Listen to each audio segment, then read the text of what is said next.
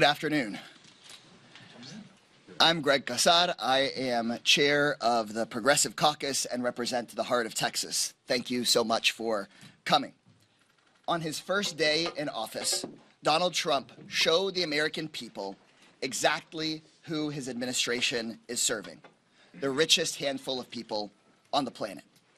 At inauguration, sitting right behind the president and in front of his own cabinet were three men whose combined wealth is more than the wealth of the entire bottom half of this country combined. Trump could have had in that front row a firefighter from California, a school teacher from Uvalde, a World War II veteran. Instead, Trump isn't putting the good of Americans first. He's putting Bezos, Musk, Zuckerberg, and billionaires with armies of lobbyists first.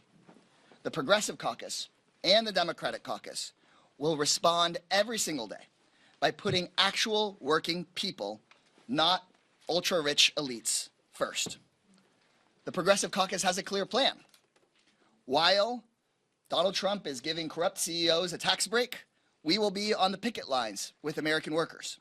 Progressives will stand up for struggling and vulnerable Americans as Trump villainizes them and as he attempts to distract from his own corruption and his own abuse of office for his billionaire buddies. Progressives and Americans across this country will hold Trump accountable for pardoning violent extremists who are convicted of assaulting police officers. We will hold him accountable for shredding our Constitution and attempting to take birthright citizenship away from people, including attempting to take birthright citizenship away from families, immigrant families who are here fully complying with the law. And when people ask, as I've heard all the time, why would Trump do such crazy things like shredding the Constitution, undoing birthright citizenship, putting billionaires in the front row of his inauguration? Why does he do this?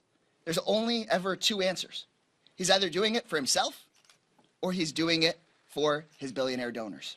That's it. Everything he's going to do is for one of those two reasons.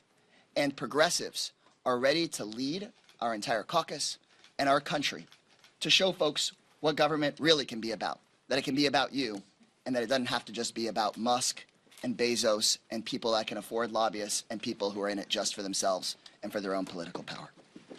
So I'm so proud to be standing up here with leaders in the Progressive Caucus who have been here for a long time and who are new. You'll hear from several of them on the issues of the day. And we plan and intend on not giving Trump a free pass. We're going to be able to have these press conferences and we're going to call out his actions that betray his own voters and betray Americans every single day. And so first up, we have our incredible Deputy Chair, Ilhan Omar. Thank you, Chair Casar. Good afternoon, everyone. Donald Trump has been president for 48 hours and has rolled back the clock on so much of our progress. From ending birthright citizenship, a constitutional right guaranteed by the 14th Amendment, to stopping refugee resettlement, to reinstating his failed program like Remain in Mexico, immigrants are being persecuted, targeted, and treated like criminals. Donald Trump also rolled back crucial climate initiatives. He withdrew us from the Paris Climate Accord, vowed to unleash oil and gas drilling, and declared an energy emergency that ends restrictions on fossil fuel production, directly escalating the climate crisis. The vision Donald Trump and his administration have is one of division, of hate, and reversal of progress. As members of the Progressive Caucus, we will continue to provide an alternative vision, one centered on transformative change, justice, and movement building. We will keep fighting for a future that the American people deserve and give a clear-eyed alternative to mega extremism. I know many of our constituents are tired. They are tired of feeling like the game is rigged and they don't have people fighting on their behalf. Let me be clear. We, as the Progressive Caucus, are in your corner, and we will fight every single day to make sure life is better for you. We will fight every day against the corruption being unleashed by Donald Trump and members of his administration. We will fight for a livable future, humane and just immigration policies, universal health care, and a future where you aren't just getting by, but you are thriving. Together, we will fight back against Donald Trump's hateful agenda. Because as much as the pundits and other elected officials and commentators try to normalize Donald Trump's presidency, what we are witnessing is anything but. None of this is normal. Taking away lower prescription costs for vulnerable Americans is not normal. Pardoning insurrectionists who assaulted police officers in this Capitol is not normal. We are going to combat this by showcasing that our progressive movement is all about a vision rooted in decency, justice, equality, and peace for all. Thank you. And now I hand it over to our incredible whip, Chuy Garcia. Thank you, Representative Omar, and good afternoon to all. After the inauguration speech, we stand together, united as progressives against Trump's hateful and xenophobic agenda that preys on hard-working people. The impact of the executive orders issued yesterday by Trump and his regime is personal to me. I am an immigrant who represents a district with many immigrants. 1 of every 3 people is foreign-born, and they've come from Mexico, Central, South America, Italy, Poland, Ireland, Germany, Haiti, China, among others. And in Illinois, 2 out of every 7 U.S. citizen children have an immigrant parent. These are hardworking, mixed-status families that deserve to stay together. Instead, Donald Trump is abusing the power by trying to take away birthright citizenship. This is blatantly unconstitutional, evident by actions taken now by 22 attorneys general in cities across the country. Simply put, it's un-American to attempt to invalidate our immigrant contributions and histories, but let me be clear. Immigrants make America great, and immigrants help keep America's economy moving. As progressives, we are here to say that we will not let him take away this fundamental right. And on his quest to invalidate immigrants and dehumanize us, Trump has also suspended refugee resettlements, a program that's existed since the 1980s, offering a lifeline to refugees in the most dire conditions. And as if it weren't enough, Trump wants to completely dismantle the right to seek asylum by reinstating the Remain in Mexico policy. This deterrent policy is inhumane, ineffective, and places people in grave harm. And under the guise of public safety, he intends to stop cartels by categorizing them as terrorists. This vilification of immigrants, and in particular Mexicans, will lead us down a dangerous path, one that creates even more harm and jeopardizes our national security. From preying on victims of extortion to opening the door to military interventions in Mexico, we must understand the serious implications of declaring cartels as terrorist organizations. Let's set the record straight. If Trump really wants to address cartel violence, then he must address the fact that 70% of weapons used by the cartels are coming from the U.S. And while we're fact-checking, let's debunk the myth that immigrants are criminals. Immigrants are actually 60% less likely to be incarcerated and 37% less to commit crimes. We stand here today calling on Trump to bring real solutions, not propaganda, to stoke fear and chaos disguised as policies. We will not be silenced. We will not be afraid. We will defend our diverse immigrant communities and reaffirm that the more you try to bury us, the stronger that we will grow back. Thank you. Next, I'd like to introduce Representative Mark Pocan from Wisconsin. Thank you, Chewy. The Progressive Caucus is ready to be the resistance and lead the resistance in this Congress and hold the Republicans accountable for what they promised the American people in November. I'm going to talk specifically around costs of goods in the economy as well as the LGBTQI plus community. On day one, Donald Trump promised he was going to lower costs for Americans, and he didn't. In fact, some of the actions he did will actually increase costs for Americans. Republicans, we're in our officially 4th week of the 119th Congress, and we still have not seen a bill that's going to lower costs for Americans. Here's what is happening. If the president does tariffs on all goods coming in, he's going to increase costs for Americans. Now, there's a useful time to have tariffs. When they were having cheap steel going to the United States, putting tariffs on that protects workers here in America. But blanket tariffs do just the opposite. And those tariffs that he could do could actually drive our grocery prices even higher. On gas and energy costs, by him pausing investments in the infrastructure bill, by him halting all of the funding for the Inflation Reduction Act, that would have real-life ramifications on jobs. The 400,000 good family-supporting wages that were created by those jobs from those bills. On housing, nothing, crickets. We've yet to see anything from this president, and we know people are having a hard time affording rent and their mortgages during this economy. We want to see us raise the minimum wage. We want to make child care more affordable. We want to ensure quality, affordable health care for everyone. We want to lower those costs that I just talked about of groceries and gas and housing, and we want to drive down costs in other areas as well.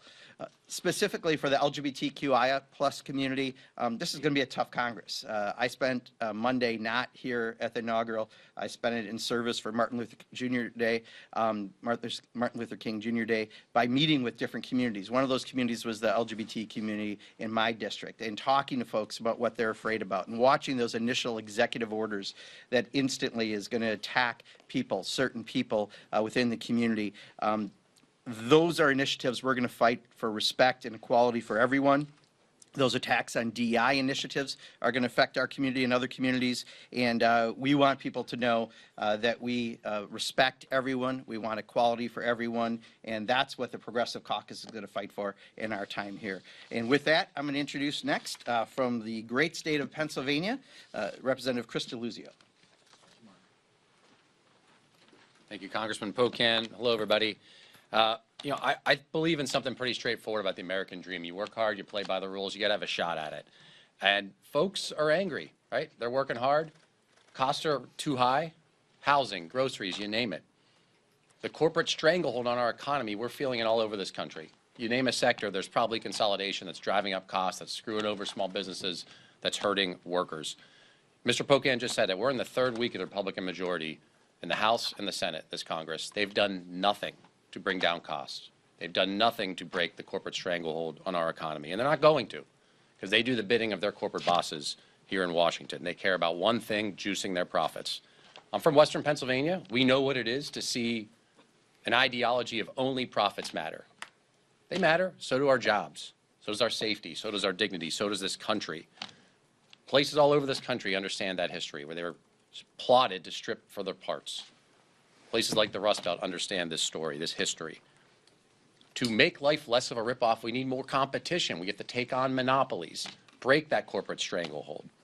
Republicans, and President Obama talked about this, there could be an asteroid coming for planet Earth. They'd get in a room, you know what their plan would be? Tax giveaways to billionaires. That is the only economic program they have. Trickle-down economics has never worked for America. It's never worked for Western Pennsylvania. Where I come from, it's a place people love this country. They're patriotic. They support those who try to defend us.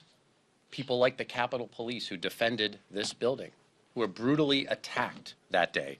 I'll give an example from my neck of the woods. A gentleman named Jordan Mink, convicted of assaulting officers with a pole, spitting on them, throwing stuff at them, convicted of theft, aiding and abetting for smashing a Capitol window and more, sentenced to 4 years in prison. He's got a pardon now. as the opposite of public safety, as the opposite of law and order. And these people are going to walk free because of Donald Trump's pardon. People are disgusted by it. My constituents are disgusted by it. I am disgusted by it.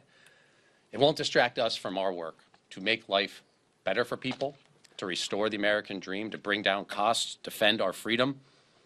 We'll find common ground. I'll find common ground with this president or anyone else. But if they're going to hurt my people, our people, we are going to fight. Make no mistake about that. Well, thank you. And with that, I'll turn it over to the gentlelady from California, Congressman Rivas. Where'd you go? There you are. Thank you. Thank you, Mr. DeLuzio, for yielding to me, and thank you, Chair Kassar, for your leadership of our caucus. I want to start by thanking the firefighters and first responders from across the country who have been working nonstop to put out the fires in Southern California. Our hearts also go out to those who lost their lives and livelihoods as a result of these wildfires.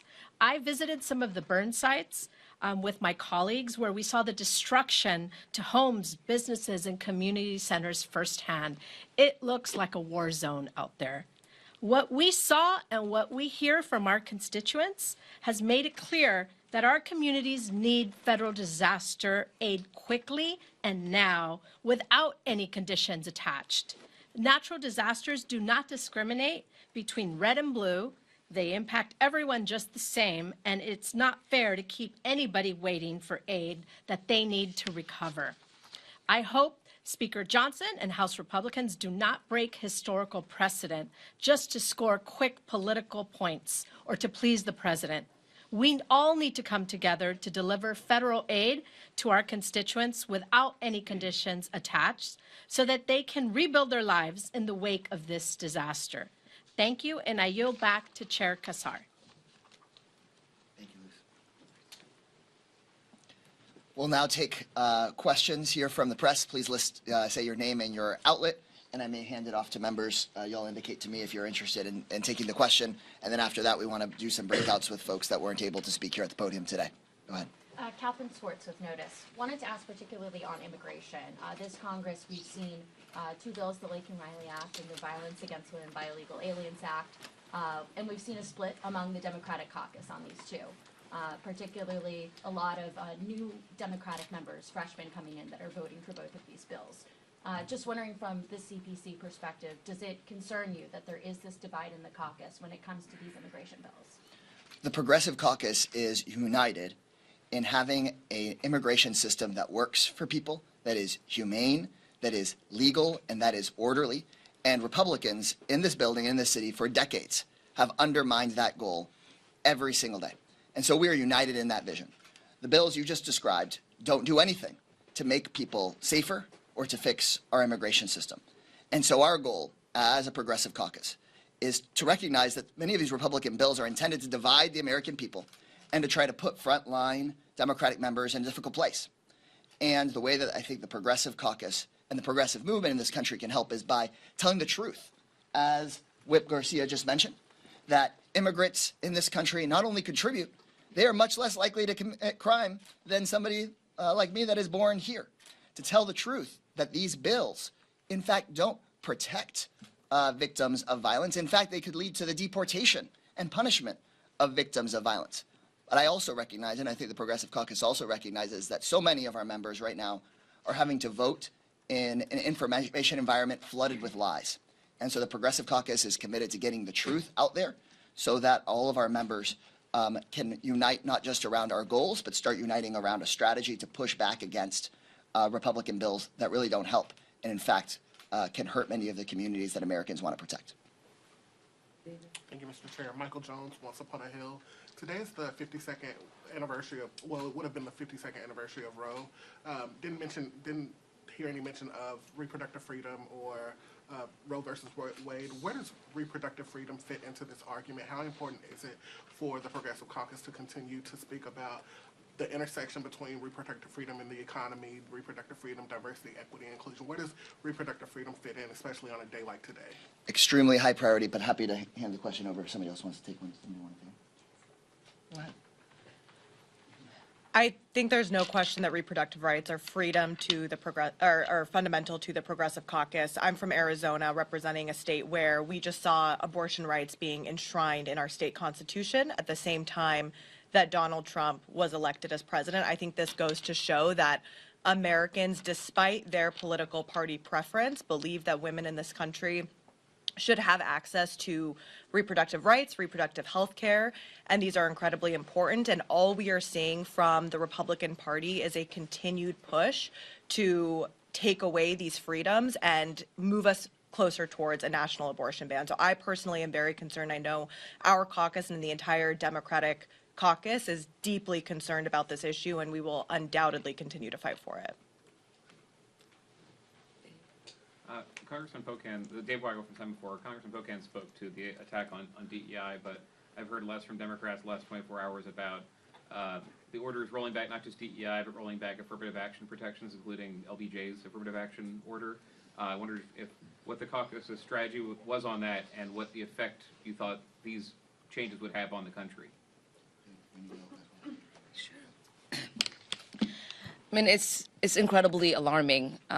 We as a country strive to create a more equitable space for everyone. I think the misinformation and disinformation on what DEI hire is has been that there's an individual hired because of their diversity, and many of these positions are positions in which the person is responsible for diversifying the workplace, for recruitment, for retention, for creating a space that is welcoming for everyone. And it is unfortunate at this moment, as they are suspended with pay, that we are paying people not to work. And I think to have tax dollars go out to individuals who are actually not doing work at this moment does the opposite of efficiency. When they talk about creating a more efficient workplace, that is what DEI hires essentially do. These people that are in these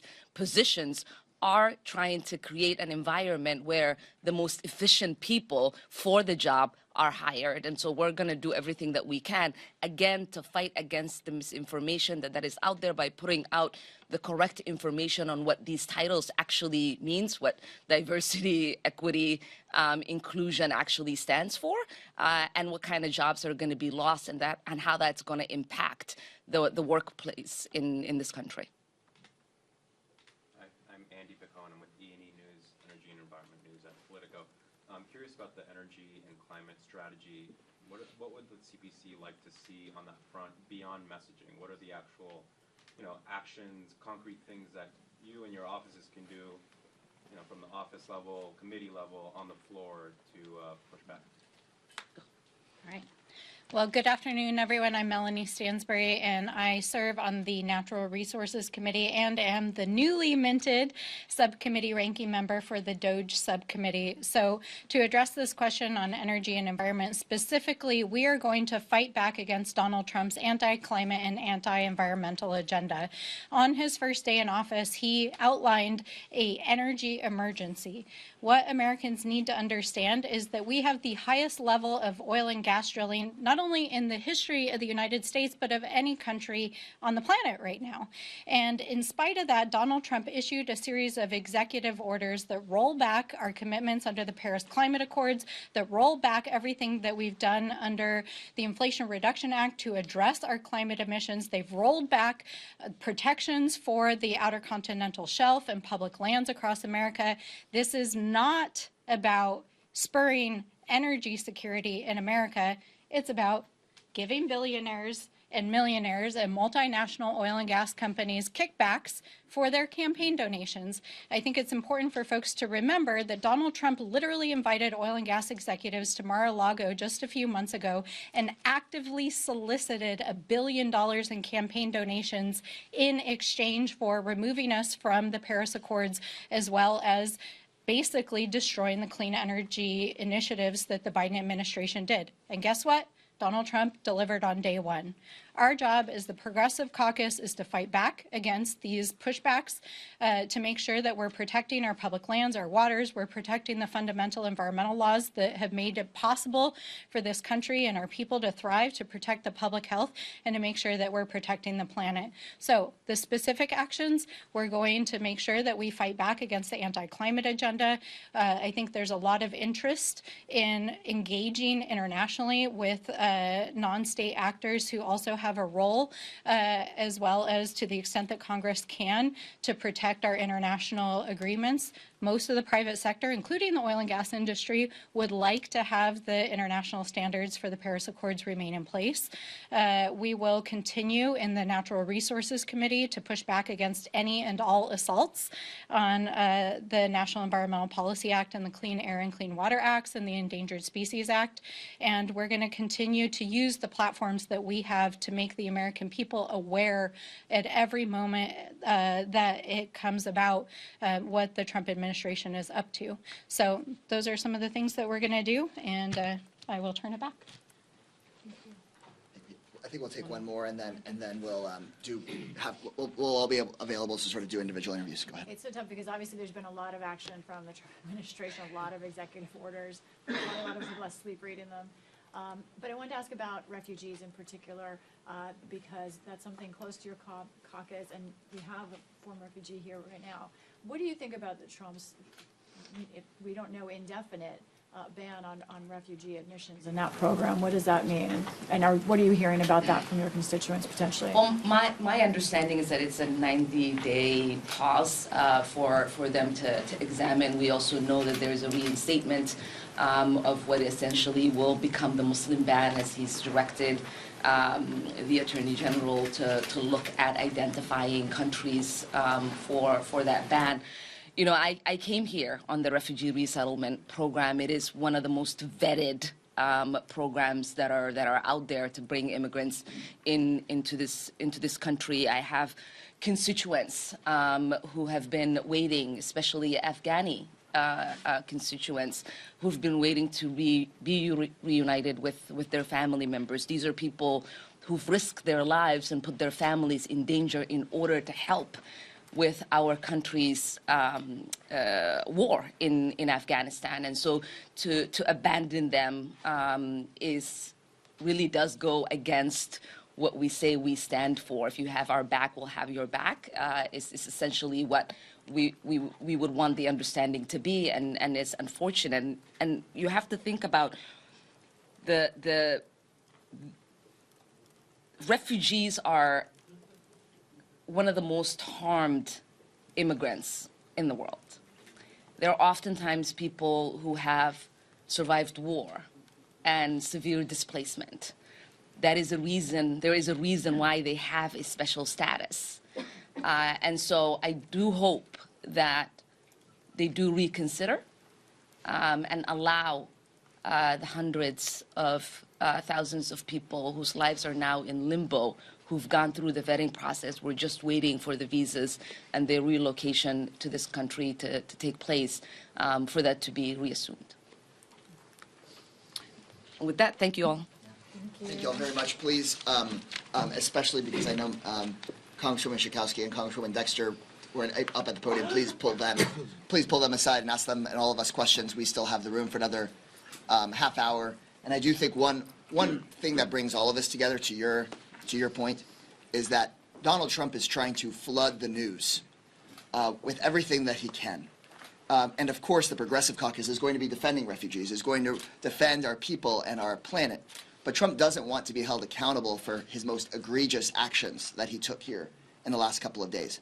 And we're also going to make sure every single day that the American people are reminded of his pardons for those people who are convicted for assaulting police officers. We're going to remind the American people regularly about his actions that he just took to say they're going to target more immigrants for deportation who have no criminal conviction at all. We're going to make sure that the American people are reminded about Donald Trump's action just a couple of days ago to raise prices for medication for Americans. I mean, he signed an executive order repealing our protections for Americans, and he's trying to jack up prices of pharmaceuticals for Big Pharma. And so he is trying to flood the news with all of these actions. We're going to hold him accountable and defend the vulnerable. But the Progressive Caucus won't just be caught on the back foot on defense. We will continue to go on offense. And we urge everyone here to not let him get away with flooding the zone with so much that he's able to get away with doing the bidding of his billionaire donors. Thank you all very much.